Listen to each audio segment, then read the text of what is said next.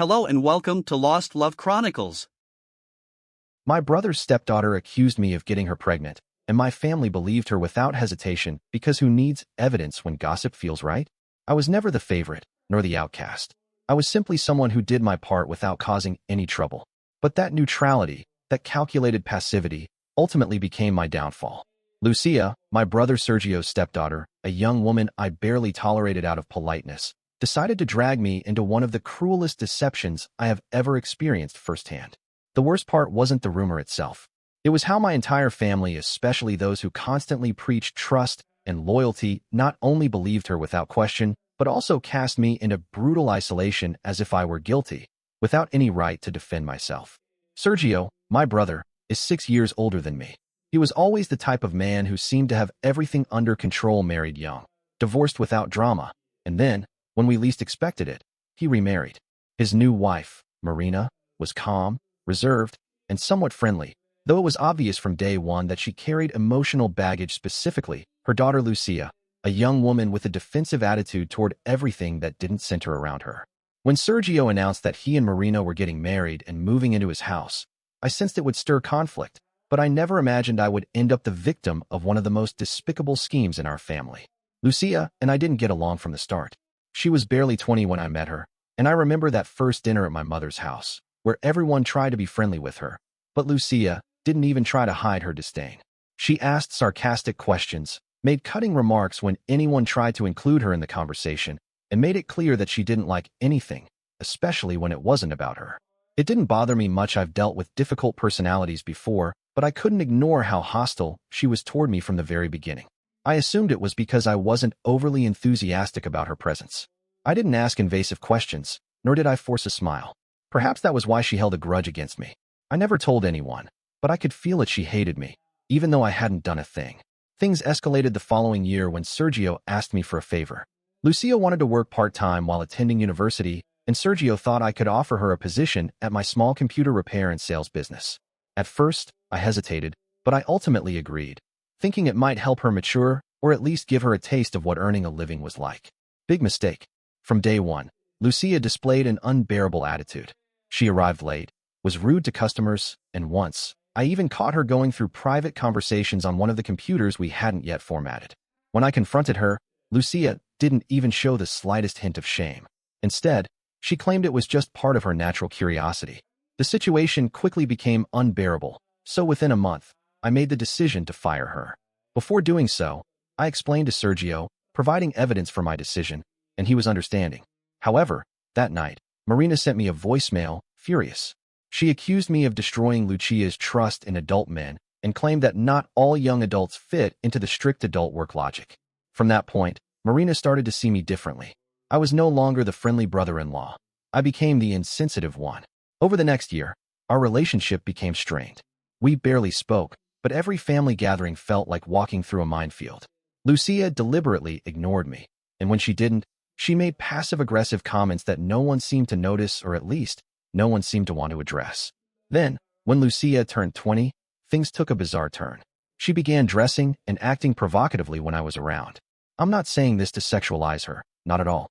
What I mean is that there was something dark and manipulative behind her actions, as though she were trying to provoke me, to get some kind of reaction, or an excuse to bring me down. But I didn't take the bait. I kept my distance, never disrespecting her, but making it clear that I had no interest in any kind of relationship with her. Then, about 3 months ago, the unthinkable happened. One evening, while I was finishing some reports at home, I received a message from Sergio. "We need to talk. It's urgent." I called him immediately. When he answered, his voice was tense, and without a greeting, he said, "Lucia is pregnant. She says you're the father. I don't understand anything, but if this is true, I need you to admit it now." I froze. I thought it was some sick joke. It took me several seconds to form a response. I told him it was pure madness, that I had never been involved with her in any way, and that I hadn't even spoken to her in months. Sergio didn't believe me.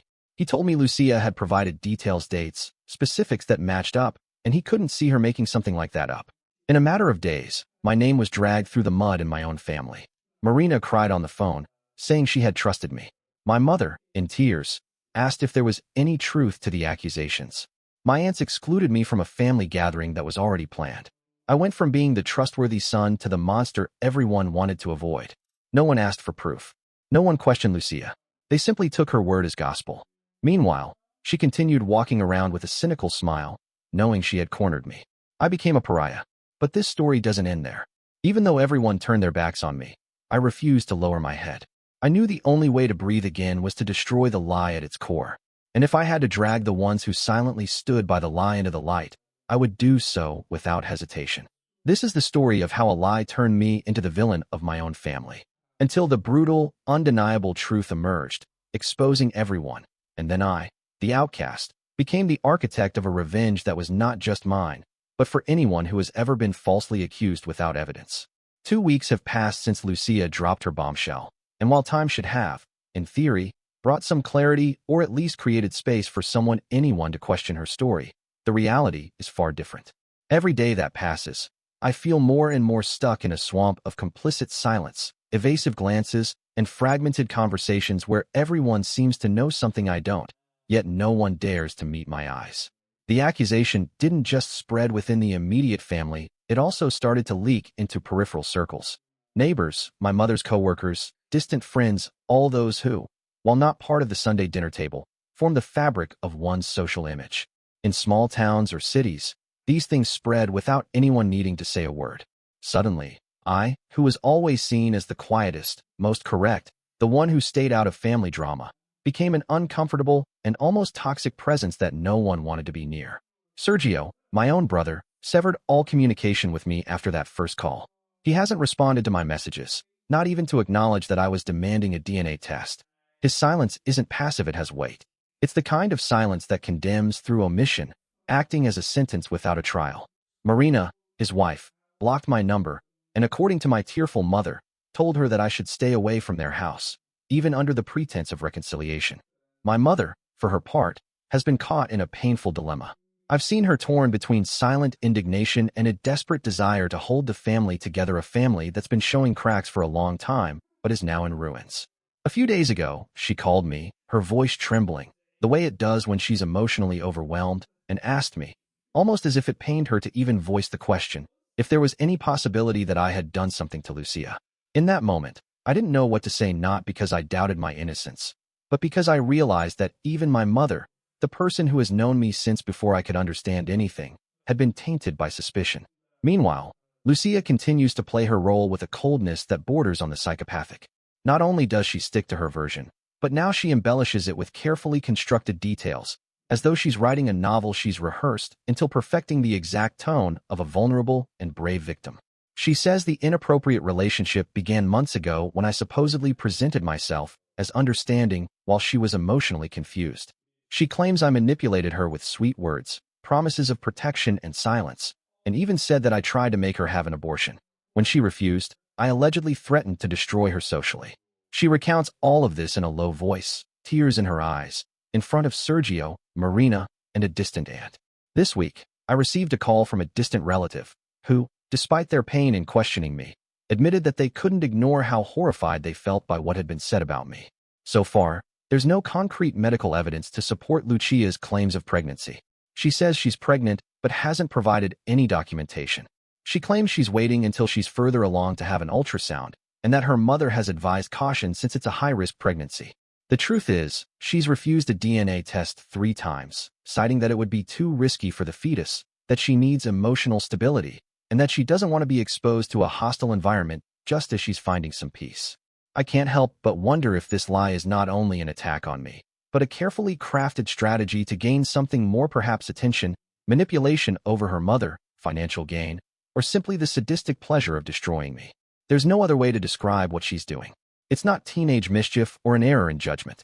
This is a premeditated attempt to ruin a person's reputation. If someone doesn't intervene soon, I fear the lie will grow so solid that not even the truth will be able to undo the damage.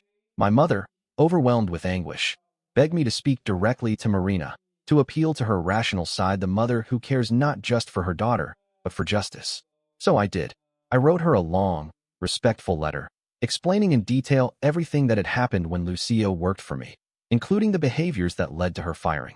I reminded her of the animosity Lucia had shown towards me for years, with no logical reason. I asked her, please, to mediate so we could do a DNA test to get to the truth. I explained that there were scientific and legal tools available to settle the matter, but I never got a response. The only reply I received was a brief email from Sergio telling me to stop harassing his wife with cowardly excuses and that when the child was born, the world would know who the real father was. Faced with this situation, I've started taking action on my own. I contacted a lawyer who specializes in defamation cases. I told him everything, and after listening for almost an hour, he said something that still echoes in my mind. This won't stop on its own. If you let this version stand, no matter how innocent you are, people will remember what she said, not what you stayed silent about. So, despite the sadness, the anger, and the fear of escalating a family conflict to the legal level, I am determined to defend myself. Because if I don't, no one will.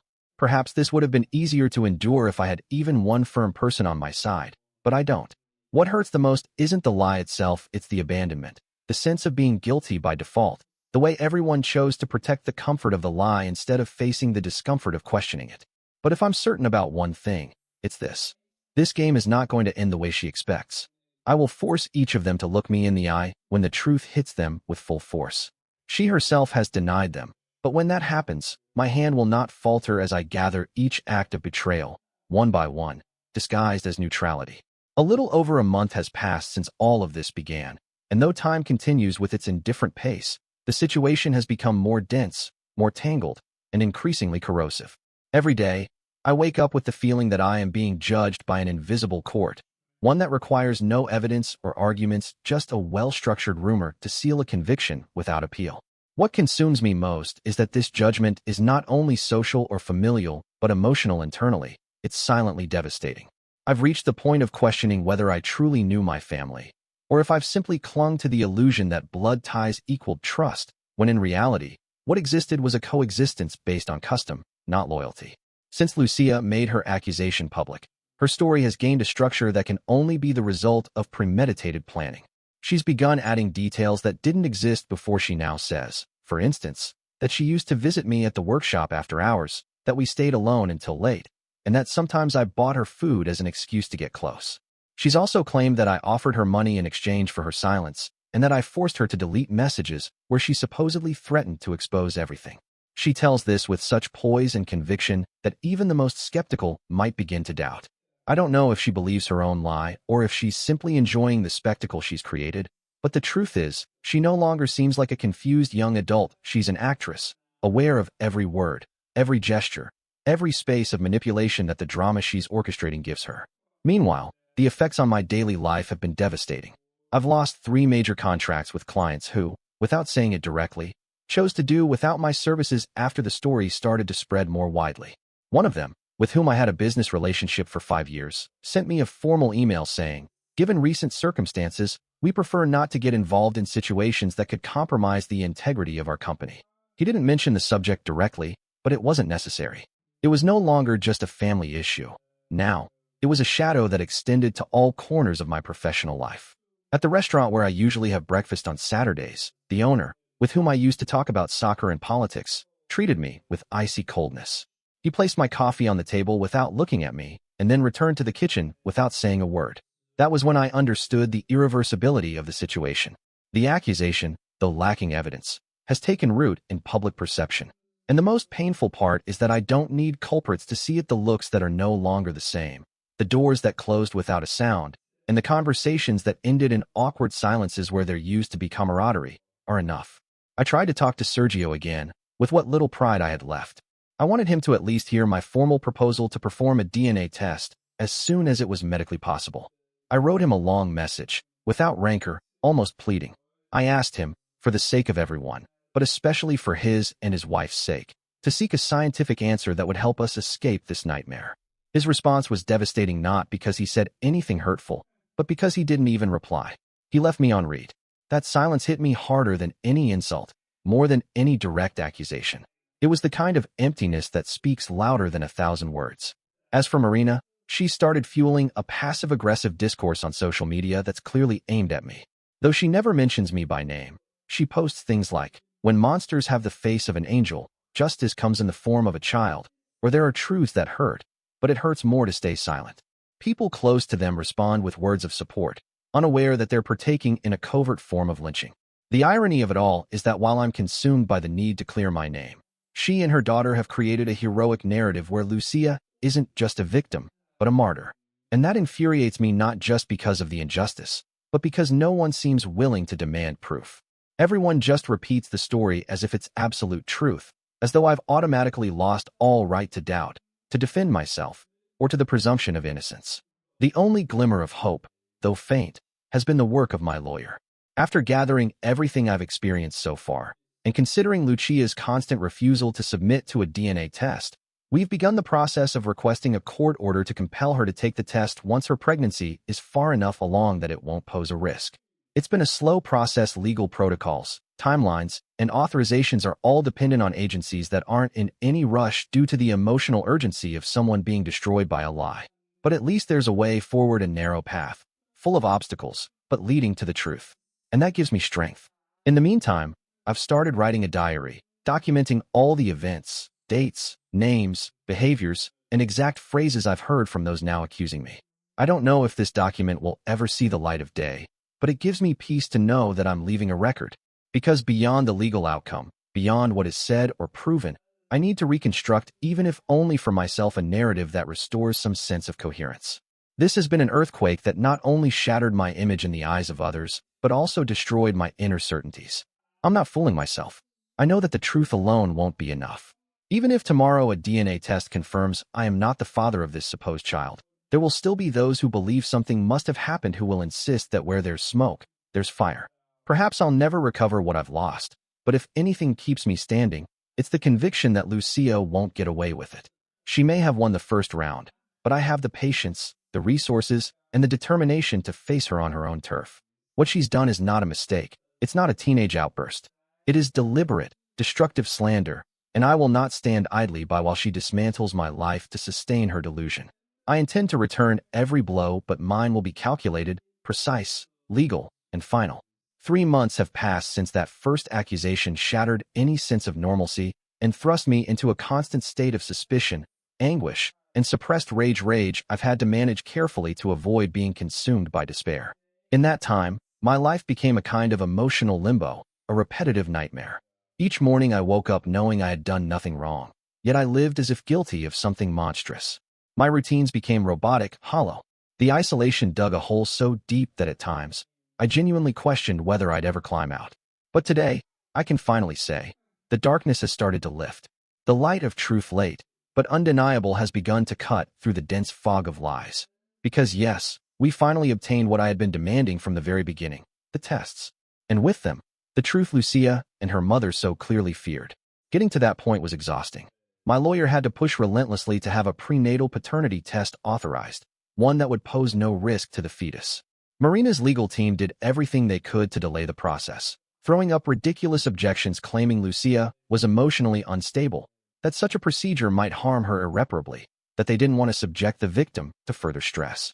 But in the end, media pressure sparked when a few people close to the situation leaked it online, forced the judge's hand. The test was conducted in a private clinic under full legal supervision, with every safeguard in place. I wasn't a direct participant, only a witness, but I'll never forget the moment Lucia walked into that office. She showed no trace of fear or guilt, only thinly veiled irritation, as if it were just another inconvenience to get through before resuming her performance. The results took weeks to arrive, weeks that felt like years. I barely slept, ate only out of necessity, and lived with my phone glued to my hand, waiting for the notification that would confirm what I had always known but needed proven. And when it came, I didn't cry, didn't shout, didn't even smile. I simply sat at my desk, the envelope open before me, and read it over and over until the words etched themselves into my memory. Probability of paternity, 0%. That zero, so clean, so conclusive, was my breath, my vindication. It was the moment I realized I hadn't imagined the nightmare. I hadn't lost my grip on reality. Everything I had endured was real, a deliberate scheme, meticulously carried out by someone who wrongly assumed I would fold. The same day we received the results, my lawyer sent them out to Sergio, to Marina, and to everyone else involved in the case, with certified copies attached. For 3 entire days, there was no response, just a suffocating, tomb-like silence. All those who had been so quick to judge, so eager to cast me out, now seemed to vanish, as if hiding from the shame of their own misplaced certainty. Then, on the 4th day, a message arrived from my brother. Not a call, not a visit, not even an email. Just a text that read, "I need time. I will talk to you later." That was it. No apology. No recognition of the damage done. No trace of remorse. Just a hollow, tepid sentence that didn't soothe my anger, but instead transformed it into something sharper, colder, and more resolute. What followed was even more telling. My lawyer, already deep into the groundwork for a potential defamation suit, uncovered something that opened a completely new front in this ordeal. Serious inconsistencies in the medical documents Marina and Lucia had provided to support their claims. Dates didn't line up. Doctor names didn't exist. The formatting didn't match the standards of the clinic they supposedly visited. We then cross-referenced those details with the actual clinic where the DNA test had been performed and found nothing. No record of previous visits. No ultrasounds. No prescriptions. No consultations. It was as if Lucia's pregnancy had begun and ended on the very day of the test. That's when my lawyer, with all the caution demanded in legal matters, told me what I had quietly begun to suspect. All the evidence pointed to one conclusion: Lucia had never been pregnant. At first, I resisted the idea. Not because I still believed her. By then I saw her for what she was, a calculated fraud, but because I struggled to comprehend how someone could go so far, fabricate something so elaborate, risking not only her own credibility, but her mental well-being and her family's trust, just to destroy someone else. But the evidence was clear. Lucia had forged documents, constructed a false narrative with conflicting dates, and carried it forward for months without a single crack in her performance. She wasn't a confused girl. She was a manipulator, a practiced liar with an unnerving gift for theatrics. We gathered everything: the DNA results, the forged medical records, Marina's suggestive text messages, and newly surfaced witness statements. Among those willing to speak was a cousin who, while never confronting me directly, admitted she had doubts from the start. She'd seen Lucia at a recent party, drinking wine and dancing, carefree. When asked about the pregnancy, Lucia simply laughed and said everything was fine, but they didn't want to talk about it because there are bad people who wish me harm. That line, so scripted, so conveniently vague, was what finally set off the cousin's alarm bells. It was too polished, too pat for someone supposedly living through a trauma. Real victims don't speak in sound bites. And so, piece by piece, the elaborate house of cards Lucia had built began to collapse, not with an explosion, but with a slow, painful, and inevitable creak. The most crucial step still lies ahead: the direct confrontation, the legal reckoning that will finally set everything in its rightful place. But for the first time in months, I can sleep without feeling the constant pressure of a knife at my back. Because the truth, though delayed, has returned to me: what Lucia and her mother tried to strip away: my voice, my name, and my dignity. With those pieces of myself reclaimed, I move forward without hesitation toward the part I've been truly waiting for: making them pay. If they thought all this would simply end with a paternity test, they were deeply mistaken. This is only the beginning.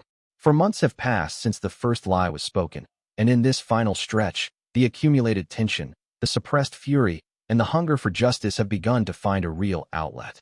I can't say the atmosphere has calmed; it hasn't. What's happened instead is a shift in the scandal's nature. We've moved from hostile stares, passive-aggressive whispers, and thinly veiled threats to a sort of collective retreat. It's not a movement toward reconciliation, but a retreat into silence, a cowardly attempt to hide the shame of having been complicit in such a grotesque fabrication. The truth, as expected, didn't bring instant relief. Instead, it ripped open all the rotten seams in the family's fragile fabric. What had once been masked as neutrality or caution now revealed itself as hollow loyalty and subtle betrayal. Soon after the DNA results became official and the falsified medical documents were exposed, a quieter wave of gossip began to spread, rumors designed not to admit fault, but to soften the collapse of Lucia's story. Some aunts murmured that maybe Lucia had been confused, that perhaps she mistook someone else for the father, and I was dragged in by accident during a moment of desperation. Others, feigning concern, floated the idea that Lucia wasn't mentally well, that her actions were the product of emotional instability rather than malice. But not one of the people who had so eagerly expressed outrage at my supposed actions offered me a direct apology. Shame turned them all into cowards. For many, it's far easier to create a new narrative to excuse their error than to admit they failed miserably, believing the word of a girl with no proof, and condemning, without hesitation, someone they'd known their entire lives. Sergio, for his part, finally resurfaced, though not in the way I'd hoped. He didn't come to me. It was my mother, after weeks of quietly pressing him, who arranged a meeting at her house under the pretext of clearing the air. I agreed to attend, not to reconcile, but to look my brother in the eyes and force him to face, with my very presence, the damage he had helped inflict. The scene was tense from the start. Sergio arrived alone, without Marina, pale and visibly worn down. The moment he sat in the living room, he lowered his eyes and began speaking in a low voice, almost like he was confessing a crime he didn't fully grasp himself. And then he said it. Lucia had confessed. She had made it all up. There was no pregnancy, no relationship, no threats, nothing. That was when the truth finally surfaced. Under pressure from the court summons and demands for authentic medical documentation, Lucia broke down. She admitted everything plainly, without remorse. She had done it because she hated me. Just like that. Because I had fired her. Because, in her twisted logic, I was to blame for her life falling apart. I had, in her mind, ruined her image in the eyes of her mother and Sergio, stripping her of the pedestal she believed she deserved. Sergio recounted all of this like a man utterly defeated, but his words didn't move me. The idea that my stepniece, a young adult who had barely turned 18, was capable of sustaining such an elaborate lie for months, inventing a pregnancy, falsifying documents, and dragging an entire family to the brink of collapse out of sheer spite, didn't make me angry in the way I expected. Instead, it triggered a cold, silent fury that locked away any urge to yell or rage. I stared at him unblinking as he muttered over and over that he didn't know what to say, that he didn't know how to fix any of it, that he understood if I never wanted to see him again. And although every part of me wanted to scream that I didn't forgive him, that I never would, that he was a coward for not demanding a test from the beginning, all I managed to say was a single, flat phrase. I'm not interested in your apology. I'm interested in it being known what you did. After that meeting, Marina finally reached out, the first time since all of this began. But she didn't apologize, didn't admit guilt, didn't express a shred of shame. Her message was a plea wrapped in justification. I know things got out of control, but Lucia is emotionally unstable, a fragile young woman who still doesn't grasp the consequences of her actions. I'm asking you to please withdraw the lawsuit, at least for what's left of this family. Don't do this to your brother. Reading those words stirred something so complex, so contradictory, that I had to reread the message several times. This woman who had stood by while her daughter smeared my name, who had fueled the lies, who paraded the falsehood across social media and family circles, was now asking for compassion. She was asking me not to destroy the very thing she and her daughter had already blown to pieces. I didn't answer. Her message didn't deserve a response. Instead, I met with my lawyer and gave clear instructions. Proceed with the lawsuit for defamation, forgery, and moral damages. Because this was no longer just about clearing my name. That had already begun with the truth confirmed in court. This was about setting a precedent. About making Lucia, Marina, and anyone else who participated in their lie understand that words have consequences. That actions carry weight. That no one has the right to destroy another person's life out of hatred, jealousy, or personal resentment. I don't care if justice moves slowly, if the legal process is tedious, or even if the eventual punishment is mild. What I demand is a permanent, indisputable record. A legal document that makes it clear I was slandered. Lies were told about me. I was wrongfully vilified. And I was cast out of my own family under false pretenses. I want Lucia to face the consequences every time she applies for a job, to feel the weight of that stain on her record. I want Marina, whenever she quietly repeats her version of events, to know that a legal ruling exists that directly contradicts her lies. And I want Sergio, every time he sees me, to remember that it was his passivity, his lack of backbone, and his blind loyalty to a fabrication that turned me into a public enemy. This is an impulsive revenge. This is deliberate justice, a form of reparation that doesn't need to scream, but instead leaves a permanent mark. I want this to be documented, recorded, established beyond doubt. I no longer want to be looked at with pity. I want respect. And for that to happen, every person who played a part in this nightmare will have to answer for their actions. One by one. In time. With evidence. With the same cold detachment they showed when they condemned me. If I've learned anything over these months, it's that being innocent isn't enough. You have to fight to prove it, to defend it, and to ensure that those who try to destroy it are held accountable, without hesitation or remorse. And that is exactly what I intend to do until the very end. 6 months have passed since the first accusation was hurled like a poisoned dart into the heart of a fractured family. Looking back on the path I've walked, the emotional storm, the professional and personal losses, the complete isolation imposed by a lie crafted with surgical precision, I can now say that the truth has not only been acknowledged, but has finally brought real, tangible consequences. Justice, though delayed, has arrived. And it hasn't whispered, it's spoken with the unrelenting weight of evidence. Cross-examinations, forensic reports, Witness testimony, each piece dismantling the elaborate scaffolding of lies Lucia built to ruin me. The final hearing took place just days ago, bringing formal closure to this chapter. But let's not fool ourselves, betrayals of this magnitude don't fade with a judge's ruling or a sentence read aloud. These wounds run deep, just beneath the skin, and they only begin to heal when the perpetrators are forced to reckon with what they've done, even if only symbolically. The hearing was unforgettable, not because it marked the climax of the legal process, but because for the first time, every person involved was gathered in one place, confronted by the truth. No screens to hide behind, no gossip to shield them, no cowardly silence to protect them. Lucia was there, flanked by Marina, both dressed with calculated modesty, trying to project calm that crumbled within minutes. When my lawyer began presenting the evidence, falsified ultrasounds belonging to other patients, forged medical records, certificates from non-existent clinics, the facade collapsed. The fraud was so obvious, so clumsy, so disturbingly bold that even Lucia's attorney didn't try to refute it. He simply bowed his head and pleaded for leniency, citing her youth and supposed emotional instability. And that's when something unexpected happened. What I thought would be a sterile, procedural conclusion focused on hard facts took a different turn because the weight of the prosecution's request for a harsher sentence triggered something no one had predicted: a public confession. Lucia broke down in tears, but it wasn't the cry of someone seeking forgiveness. It was the cry of someone cornered, exposed, stripped of any means to escape. Through her sobs, without lifting her eyes to anyone in the courtroom, she admitted everything: that she was never pregnant, that we never had any kind of relationship, and that it had all been an act of personal revenge for being fired from my business. She said that from the moment I let her go, she felt humiliated, pushed aside, unable to recover from the blow to her pride.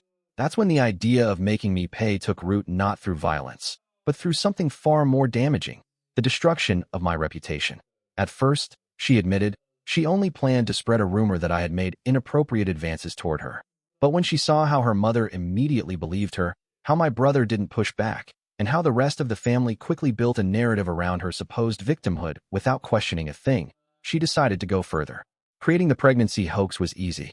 She found images online, fake prescriptions, copied data from real documents. No one asked for proof. No one challenged her story. That silence empowered her. It made her feel invincible. Throughout Lucia's statement, Marina said nothing. She didn't defend her daughter, didn't try to stop her, didn't utter a single word of protest. For the first time during this entire ordeal, she simply let the truth be told from the only person who could tear the whole lie apart: Lucia herself. And at that moment, I realized something profound. What hurt them most wasn't the exposure of the lie, but the loss of control over the narrative they had crafted and nurtured for months. Now they had to watch it collapse, not because of anything I said, but under the weight of undeniable facts. The ruling was unambiguous. Lucia was found guilty of aggravated defamation, document forgery, and moral damages. She was ordered to pay a substantial fine in installments over the next several years, and a restraining order now bars her from contacting me directly or indirectly for a minimum of 3 years. Additionally, Marina, as a secondary party who enabled and validated the falsified documents, was handed a separate financial penalty and officially recorded as a passive accomplice to the defamation. There was no prison sentence, but that was never my goal. What I needed was a precedent, a formal, irrefutable legal record that confirmed everything I had been saying since day one.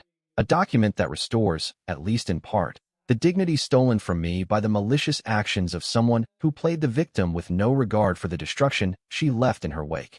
Since the ruling, I've received messages from family members who once turned their backs on me. Some offered weak excuses, claiming they didn't know what to believe or that they simply wanted to stay out of it. Others remained silent, likely hoping that time will wash away their complicity. Sergio sent me a long email, full of regret. He wrote that he would never forgive himself for doubting me, that he feels like a fool, a traitor, an absent brother. I didn't reply, not out of bitterness, but because there are wounds that words alone can't heal. The months I spent in the shadows, defending my truth in complete solitude, can't be erased with a written apology. If forgiveness is ever to come, it will have to be earned through actions, not through messages laced with delayed remorse. Today, I am focused on rebuilding my life. My business, though impacted, has started to recover. Some former clients have slowly begun to return. I don't hold it against them, but I also don't forget. I've learned to be cautious with superficial loyalties and polished facades. I've come to understand that in times of injustice, claiming neutrality is not noble, it's cowardice. That silence, in the face of false accusations against an innocent person is just another form of complicity. I don't know if I'll ever be able to fully close this chapter, but what I do know is that the lie that turned me into a pariah has been methodically dismantled. The truth suppressed for a time found its voice and emerged.